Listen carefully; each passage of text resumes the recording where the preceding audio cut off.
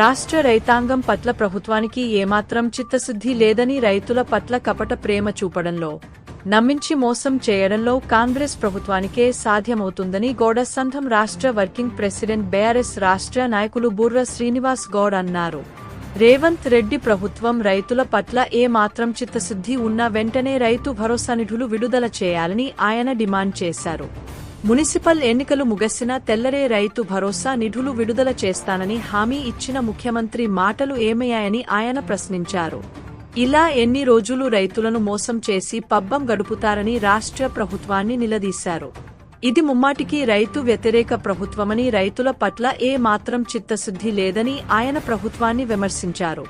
గతంలో బీఆర్ఎస్ ప్రభుత్వ కాలంలో ఎప్పటికప్పుడు రైతుబంధు కాని ఎరువులు, రైతుకు సంబంధించిన విత్తనాలు సకాలంలో అందేవని, ఇప్పుడు ఆ పరిస్థితి లేకుండా పోయిందని, రైతులు రోడ్లపై చెప్పులు లైన్లో వేసి నిలబడవలసిన పరిస్థితి రేవంత్ రెడ్డి సర్కార్ తీసుకొచ్చిందని ఆయన ఆవేదన వ్యక్తం చేశారు.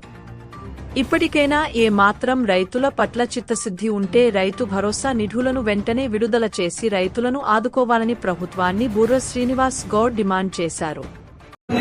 ఈ ముఖ్యమంత్రి రేవంత్ రెడ్డిని అడుగుతున్నా, ఏం చెప్పినాడు? నేను అధికారంలోకి వచ్చిన తర్వాత ఈ రైతులను నేను అన్ని రకాల ఆదుకుంటానని చెప్పినావు. నీవు 2 సంవత్సరాలు అర్థమైంది కదా.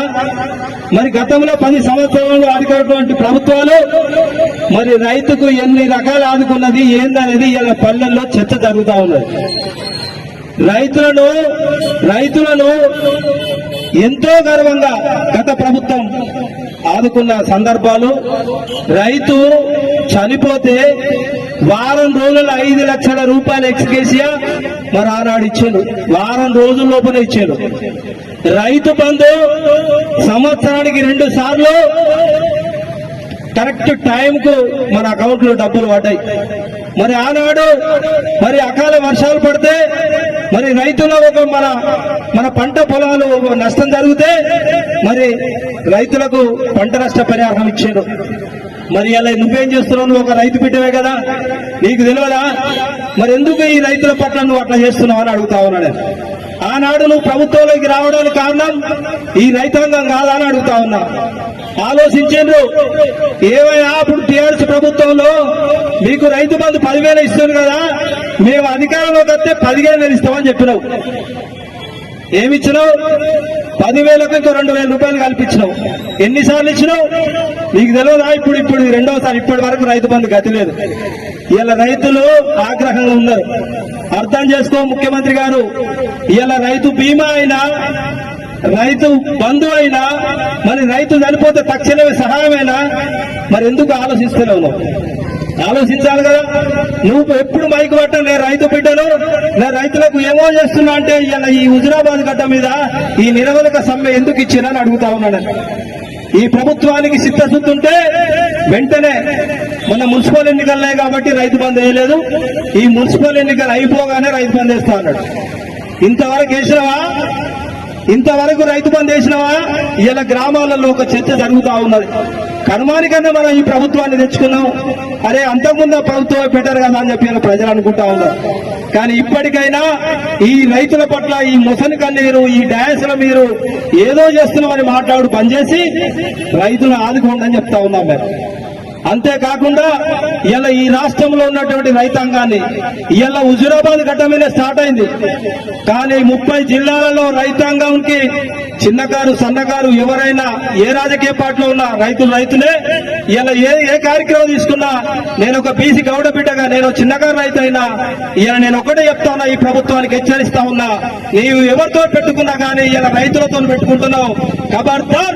ఈ ప్రభుత్వానికి నేను హెచ్చరిస్తా ఉన్నా, నువ్వు ఏ హామీనైతే ఇచ్చినవో, ఏదైతే నువ్వు రైతుల పట్ల మాట్లాడినవో తప్పకుండా నువ్వు అమలు చేయవలసిన బాధ్యత నీ పైన ఉంది.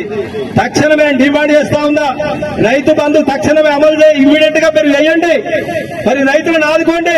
మరి ఏదైతే నువ్వు రైతుకు సంబంధించినటువంటి నువ్వు ఏ హామీని ఇచ్చినవో ప్రతి హామీని నువ్వు నెరవేర్చే వరకు ఉద్యమం ఆగదు. మరి రైతులు ఒకసారి నడుము కట్టిందంటే బిడ్డ ఈ ప్రభుత్వం తుపాల్లో కొట్టుకోవాల్సిన అవసరం వస్తుంటది. ఎందుకంటే గతంలో మరి మిగతా ఢిల్లీలో గాని పంజాబ్ లో గాని మరి ఆనాడు రైతులు రోడ్డు మీకెత్తి కదము తొక్కితే ప్రభుత్వాలే సెమ్మగిల్లిపోయినాయి. మరి ఆ పరిస్థితి తెలంగాణ రాష్ట్రంలో తెచ్చుకోకని చెప్పి ఈ ప్రభుత్వాన్ని నేను హెచ్చరిస్తా ఉన్నా. అంతేకాకుండా ఇలా రైతుల పట్ల పక్షపాతాన్ని పనిచేసి ఈ రైతుల వెన్నుముక నిలిచే ప్రయత్నాన్ని పనిచేసి ఈ రైతాంగాన్ని ఆదుకునే విధంగా నీ ప్రభుత్వం ఆలోచించాలి. నీవు ఇమ్మీడియట్ గా ఈ అధికారులకు కలెక్టర్లతో గాని అందరితో గాని మాట్లాడి అన్ని విషయాల్లో రైతులను ఆదుకోవాల్సిందిగా నేను ఈ ప్రభుత్వాన్ని డిమాండ్ చేస్తా ఉన్నా.